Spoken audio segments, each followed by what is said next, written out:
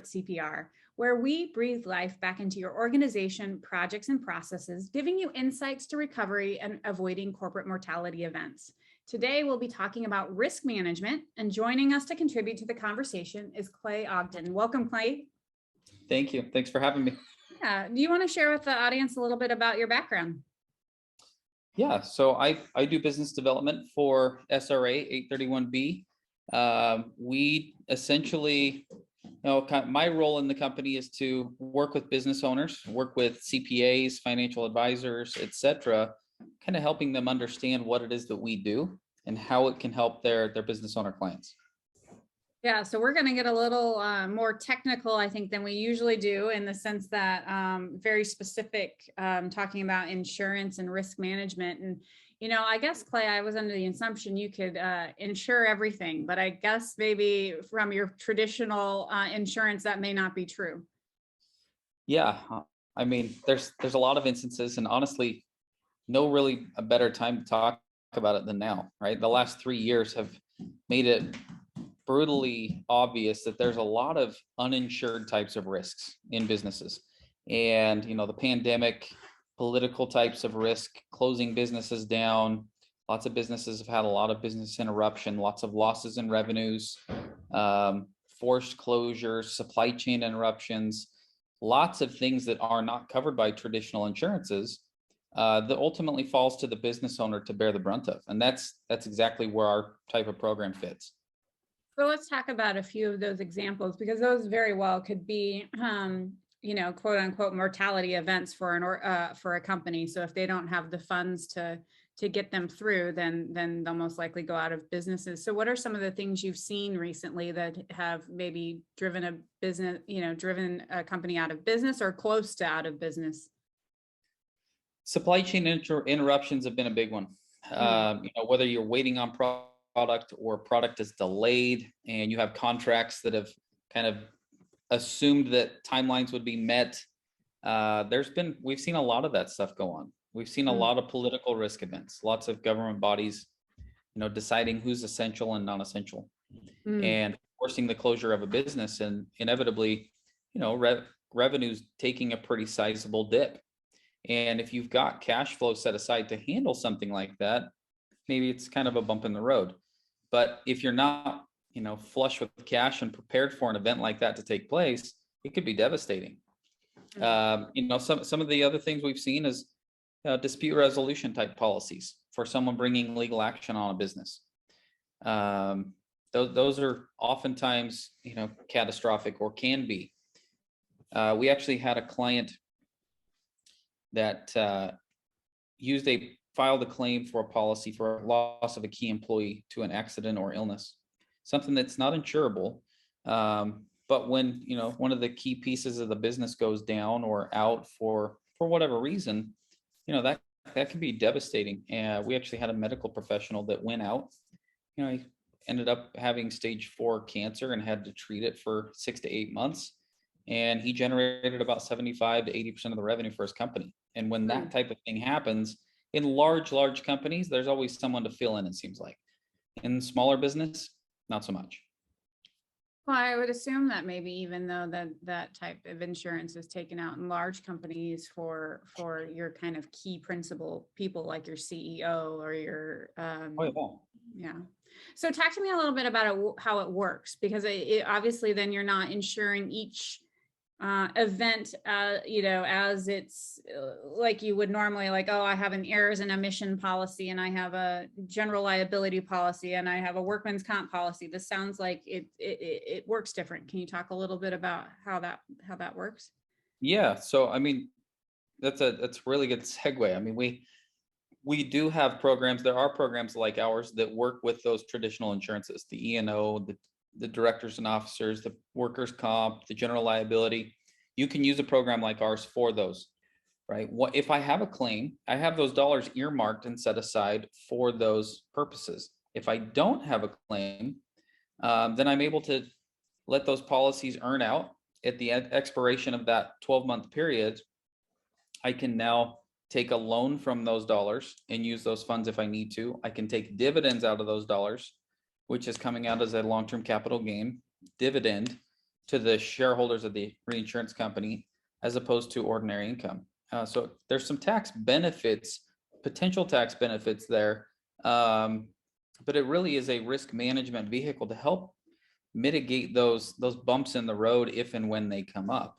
And so inside of the 831B, you can actually set aside up to 2.4 million on an annual basis here in 2022 for these various types of risk. How would so talk to me a little bit about how somebody would decide when this is right for them, or is there even people who it's not right for? Yeah, I mean, we have again, we work with kind of clients ranging from like $1 million in gross revenue all the way up to hundreds of millions. But really, the client that fits our type of program is if they have excess funds that they can set aside, right? I'm not going to be able to use these dollars or have access to them for this policy period, which is oftentimes a 12-month period of time. And so if you're running really tight on cash, this might not work for you, even if you are a larger company. But if you do have excess revenues to be able to set aside to kind of part with for a 1-year period of time while those policies are in effect, then this is absolutely something that could and should be looked at as an option. What, so you mentioned though that this can take in place for having separate policies like errors and omissions and things like that. So how does that work? How much money, I suppose, do you need to be able to set aside to have, say, equivalent where, a standard for a small business is about $2 million for errors and omission coverage. So, or, $5 million for cybersecurity. Like, so what's the ratio between investment and coverage?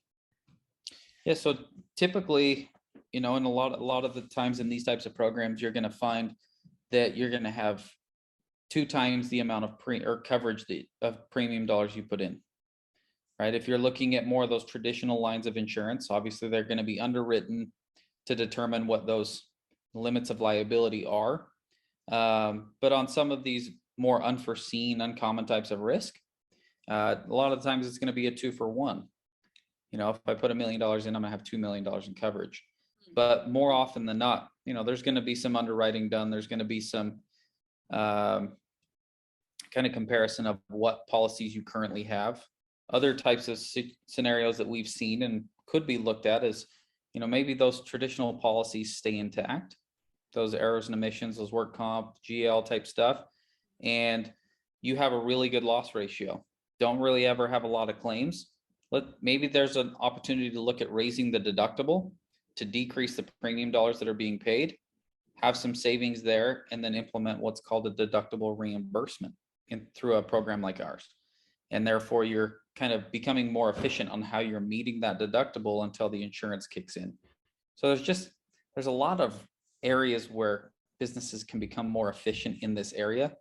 Not a lot of people are familiar with these programs and the fact that they do exist. So obviously you can take up a lot of money and fund or in insurance because there, you can have legal insurance and you can like all sorts of different types. So how does an organization, I guess, determine what ratio to revenue that they should even be setting aside for insurance premiums? It's a good question. I mean, a lot of the time we're gonna work with the owners of the business. We're gonna work with the CPAs, their tax planners, to kind of see where there may be areas of need, where there might be where they've either had issues in the past, or what are things that keep them up at night. A lot of the times our clients have areas where they feel if something happened, they would be in a really bad way, right? And so our program really is to help them take those excess profits in the good years when they have those. A lot of times people's tax plan is to go buy equipment in a year to save on taxes. It's not really a tax plan, right? If we have excess funds and we can set those dollars aside for the inevitability that there's going to be an issue at some point, let's do that. That's a much better way of running the business than just spending money to save on taxes. What are some misconceptions that people have around, whether it's insurance or the plan, this plan in particular? A lot of every once in a while we'll hear, well, I have insurance for that. I have insurance for everything. I've never really had any issues. And if that's true, that's great, right?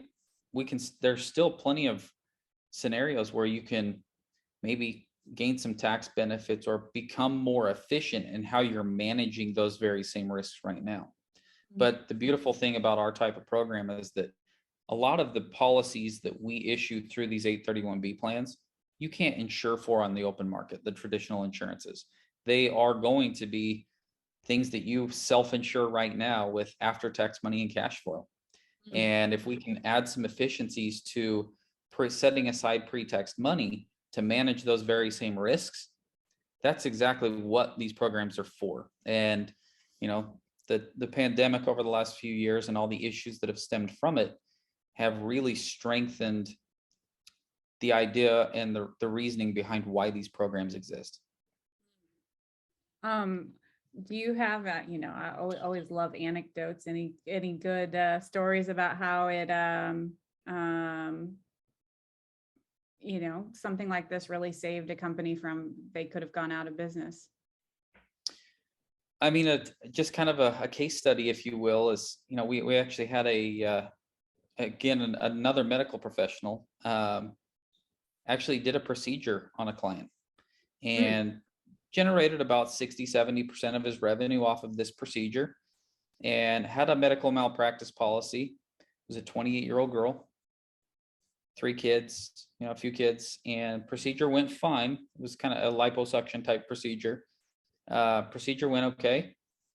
She didn't like the way her medication made her feel post-surgery, and so she just stopped taking it. And she ended up actually getting infected and passed away. Oh, And no. so, yeah, so a lot of it's a terrible event, right? Nobody ever wants to have something like that happen. And the doctor said, it's as terrible as it is. It's the after procedure when a medical professional prescribes you medications to take. That's still part of the process, and those things need to be followed up on. And when they're not, these things can happen. And what took place over the next little while was a lot of his competitors and a lot of media in the area threw him under the bus and basically said, hey, don't go see this person because they killed somebody. And it actually didn't happen that way. But in today's world with media, social media, I mean, a message gets going one direction, and sometimes it runs so far that you're so far behind that you can't fix the problem, right? And so he actually filed a claim for a brand protection policy to hire a PR agency, rebuild his reputation, kind of set the story straight a little bit of what had taken place to kind of, get things turned around. And it's those things that can be, those types of events can be catastrophic to a business if they go the wrong direction too quickly. Yeah, it seems that, in the brand space, there's probably a lot of room for argument, I guess, to invest in protection, and that, there's so many hot buttons these days where, I guess to use the trending term, people get triggered and they can destroy a company in no time for something that may or may not be the company's fault. And it's really, it's kind of disturbing how quickly it can get out of hand. So I think that's a really good example for where people may not think about, people might think, oh, I'm completely covered, but that an instance around brand management could really happen to anybody. You get a disgruntled employee or an unhappy client, and if they wield enough power or can tell a good enough story, it can cause a lot of issues for sure. Yeah, no doubt. I mean, it's only getting easier for those types of things to happen. Whether it's true or not true, or there's parts of the truths there.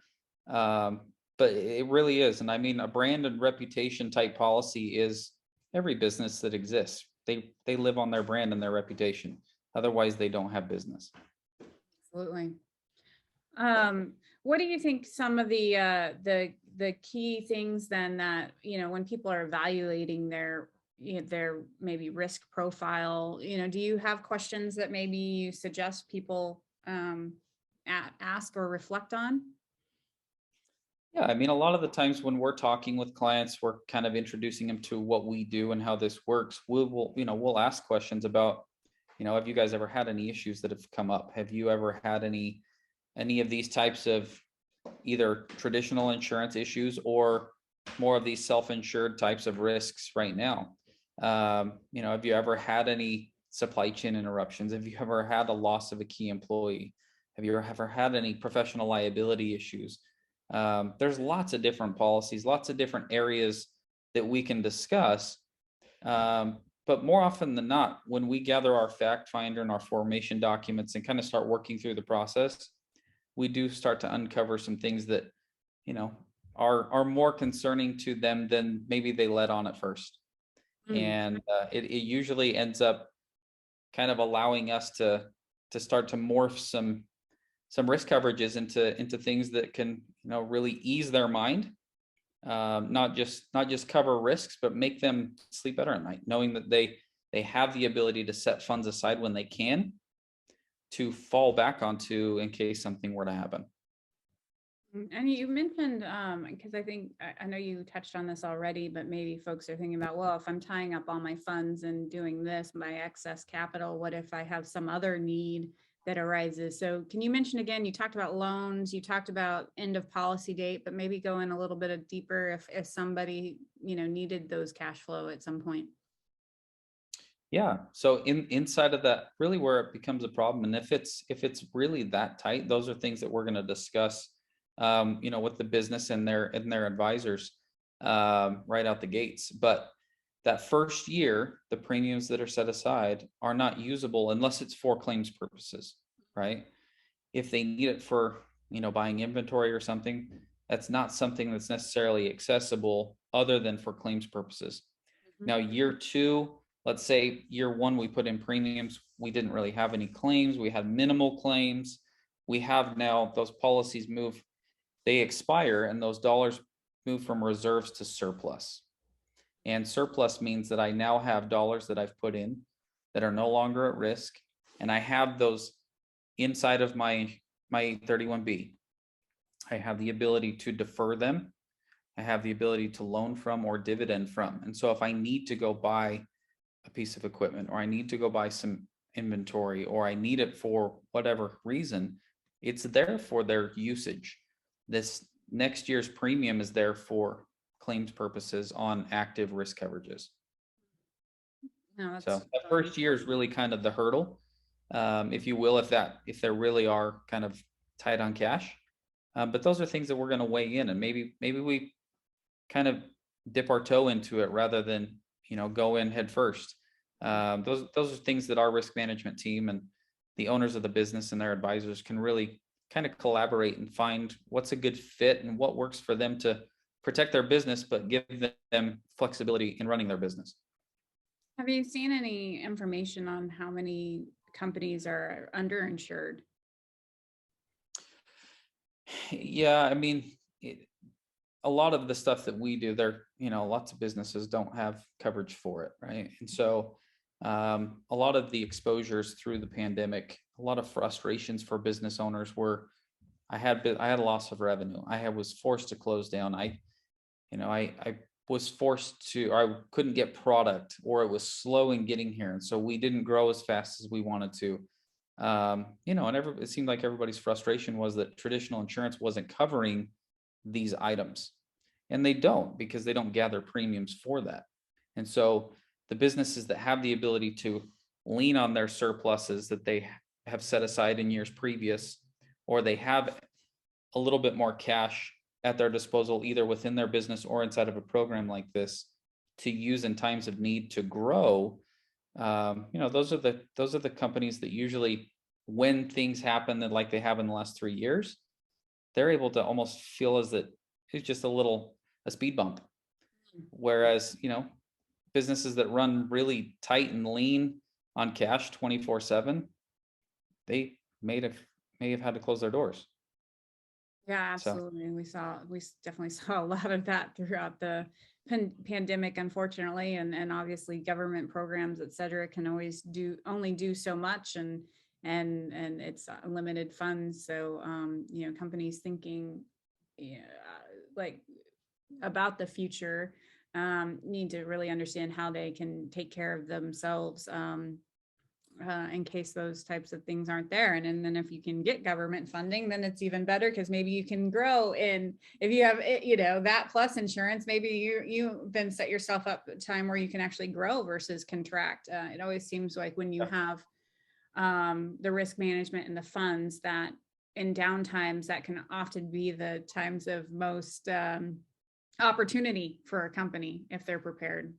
if they're prepared, it is definitely opportunity. If they're not prepared, they're just, trying to survive. Absolutely.